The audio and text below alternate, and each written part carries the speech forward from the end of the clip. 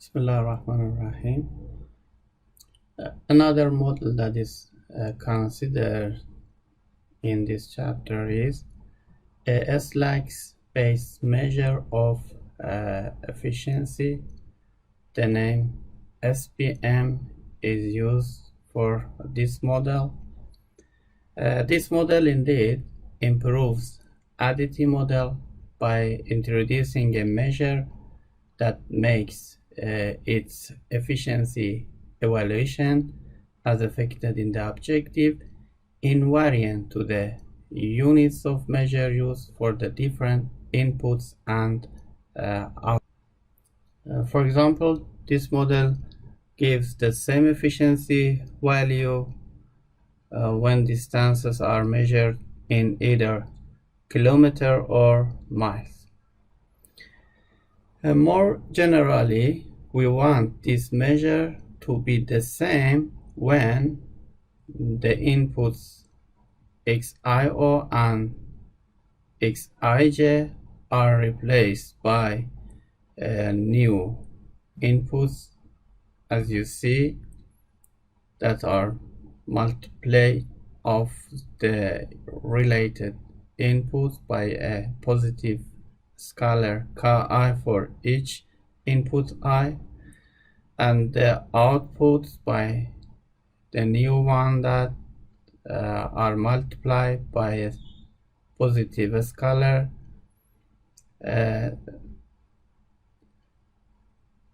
for each output R. These relations indeed can be used to change the measure that each input or output are used.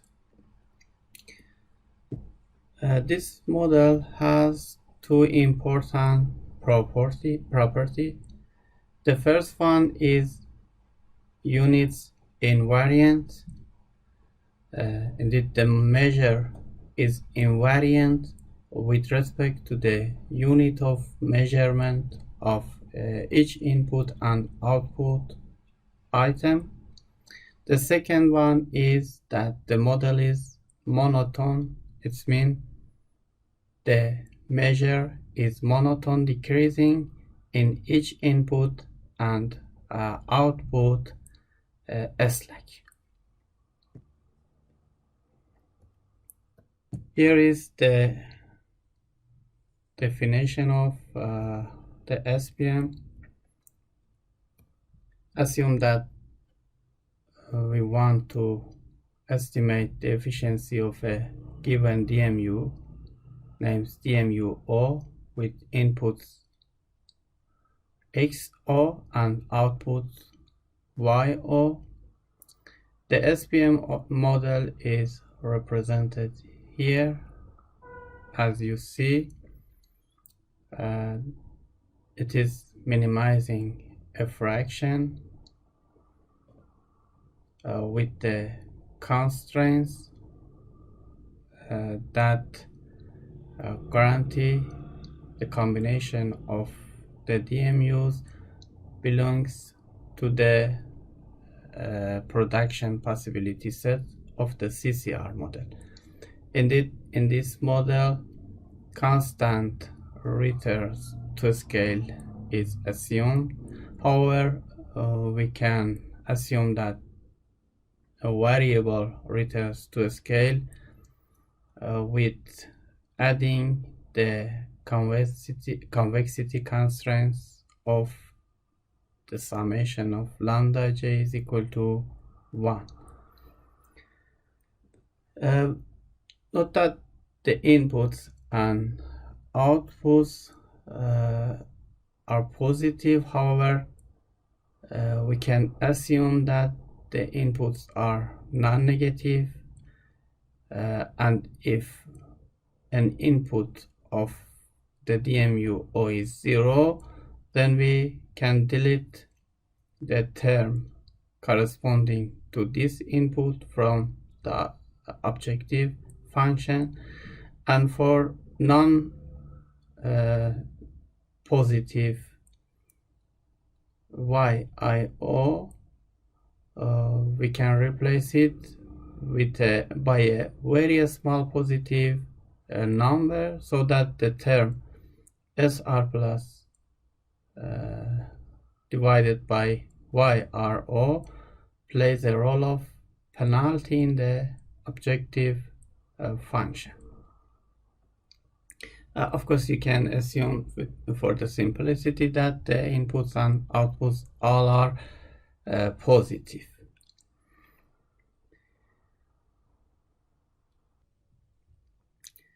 Note that by replacing the values of the inputs and outputs by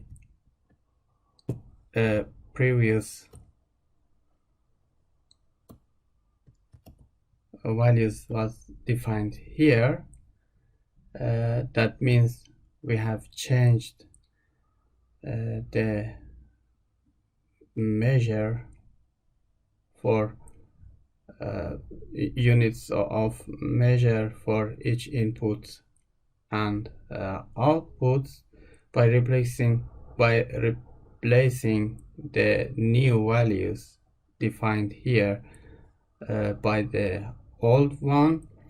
It can be seen that the objective function and the constraints will not change, and the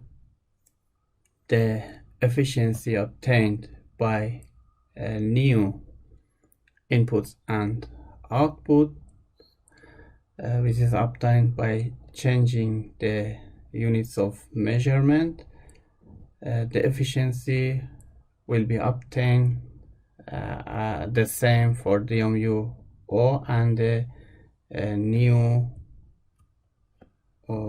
data that obtains from these relations. So this model has property P1.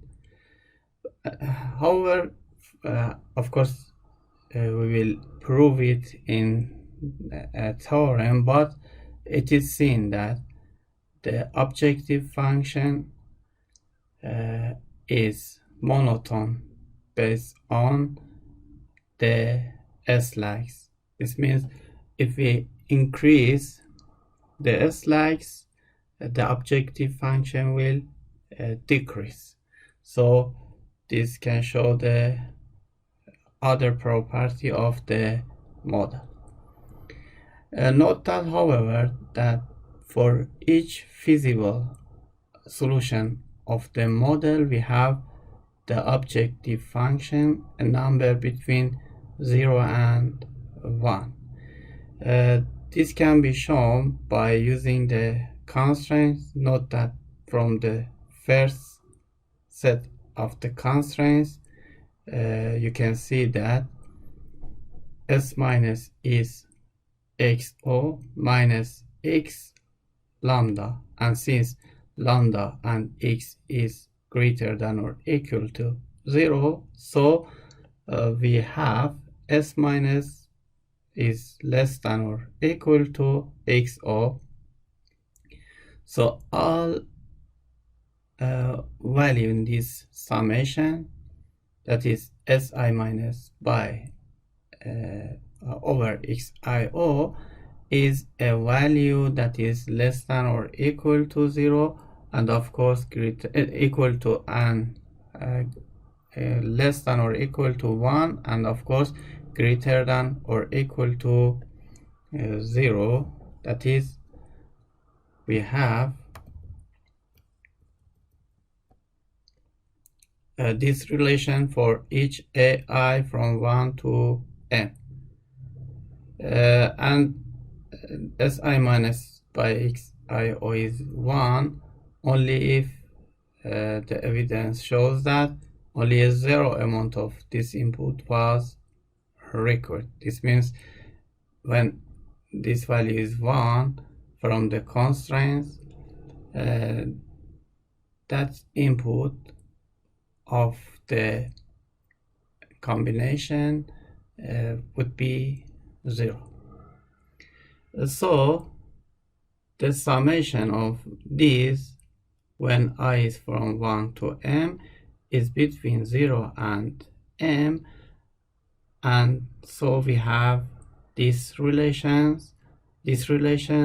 that shows the numerator of the objective function is greater than or equal to 0 and less than or equal to 1. On the other hand, the denominator, since yr is positive, sr plus is non-negative, so the denominator is always bigger than or equal to 1, and this shows the value of rho is always between 0 and 1.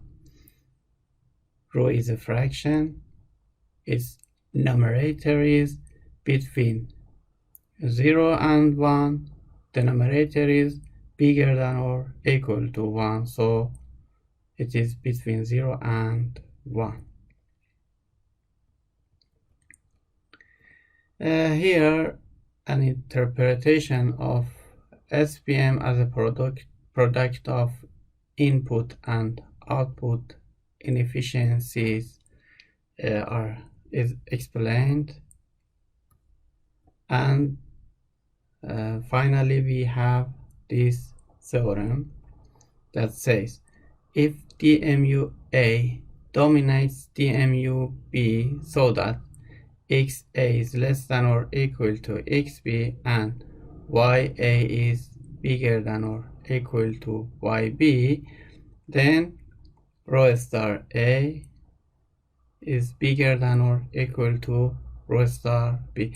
This shows the monotonicity, and this shows the SPM model is monotone. This is the second property that we said before. Now we are going to prove this theorem. To prove, note that from the assumptions, by defining alpha and beta as the difference of the bigger values to the smallest one, we have alpha and beta greater than or equal to 0, and xa is xb minus alpha and ya is equal to yb plus beta. And now consider the SPM model for evaluating DMU-O with inputs XO and outputs YO. The model we name SPM-O here, as it was shown before, is this.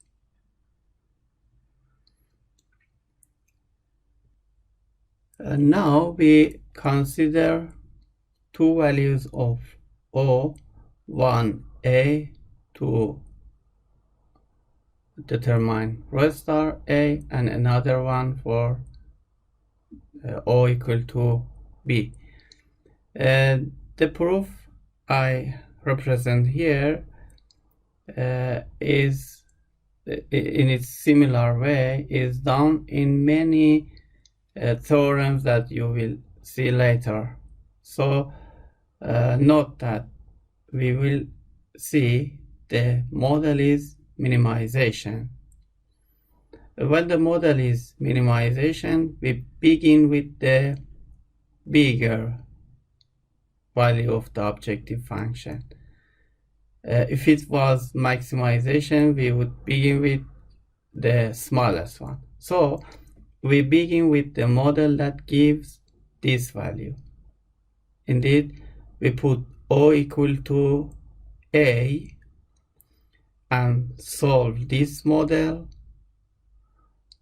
when O is A correspond to DMU-A with inputs XA and outputs YA.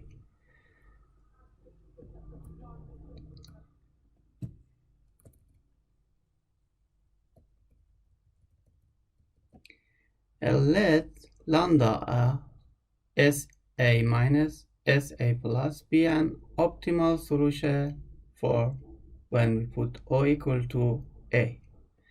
Since any optimal solution is feasible from SPM A, that means when we put O equal to A, we have from the constraints here, this is optimal, so it is feasible for this model. So we have x lambda A plus SA minus equal to XA.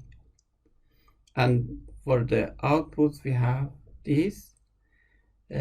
Now we are going to reach from this to a feasible solution of this model when O is B. So the right side, for the right side, we use the relation between the input and outputs of DMU A and DMU B. We use this relation, and by putting their equivalent value, we have this and this, and by moving alpha and beta to the left, it's obvious that we have this relation.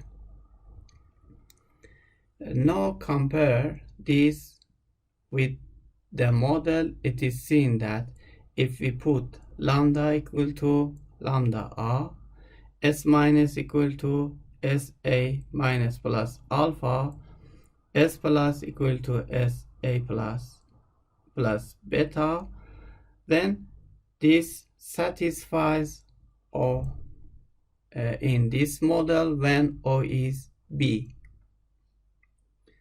Note that SA minus is bigger than or equal to 0, alpha and beta and SA plus also are bigger than or equal to 0. So it is obvious that S minus and S plus that is defined here are non-negative, and lambda also was non-negative because this was an optimal, so feasible solution for when O is equal to A.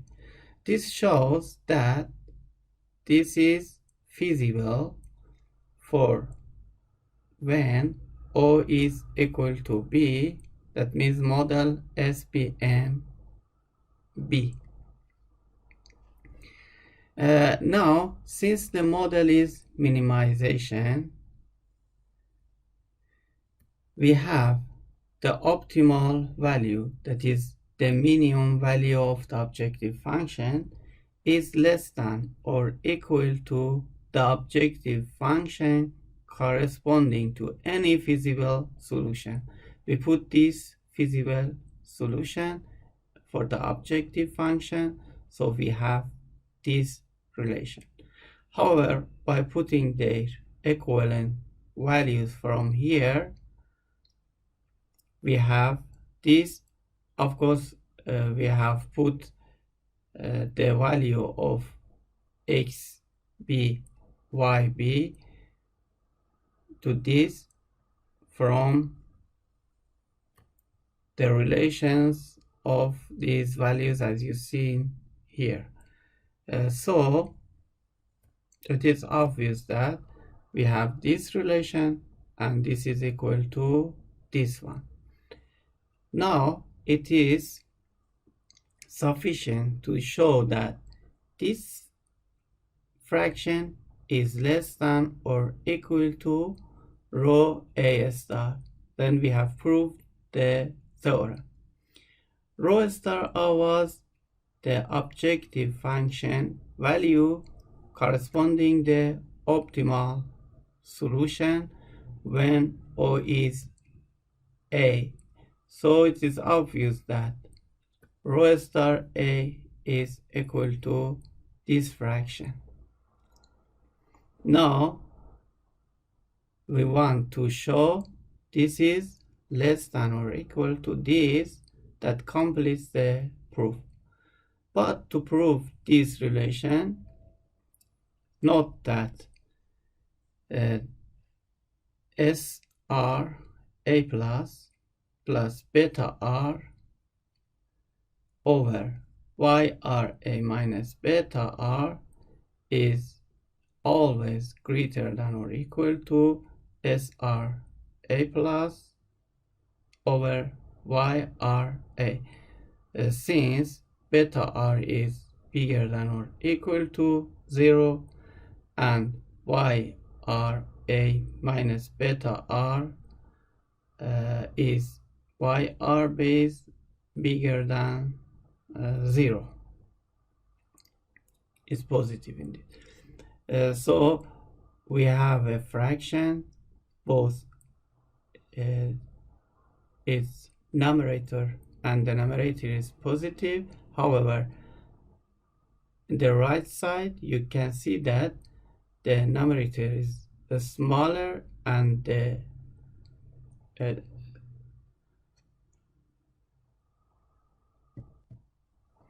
numerator is smaller and the denominator is bigger than the left side, so the fraction is less than or equal to the left side. This shows this summation is bigger than or equal to this summation. This summation here in the right is less than or equal to this summation in the left. This shows the denominator of the fraction in the left is bigger than or equal to the denominator in the right side. Now we go to the numerator of the fraction and compare this in the left with this in the right. Note that since SA minus is between 0 and xia, it is seen from the constraints, alpha I is bigger than or equal to 0 as we define the alpha, and xia is bigger than 0 because it is in the objective function. So we have this relation. Prove this. Why we have this? This is easy to see. We can multiply both sides by the denominator of the fractions in the left hand side, and it can be easily seen that this relation is always true when we have these relations. And now if we have this, their summation also is bigger than or equal to this summation, and because we have minus here, so the numerator is less than or equal to the numerator of the right fraction. So since this fraction, both the numerator is bigger than or equal to 0 and the denominator is bigger than or equal to 1, and the numerator in the left is smallest denominator and the denominator is bigger than or equal to the denominator of the right hand side, so it is easily that this relation is satisfied. So we have proved rho star B is less than or equal to rho star A. That completes the proof of the theorem.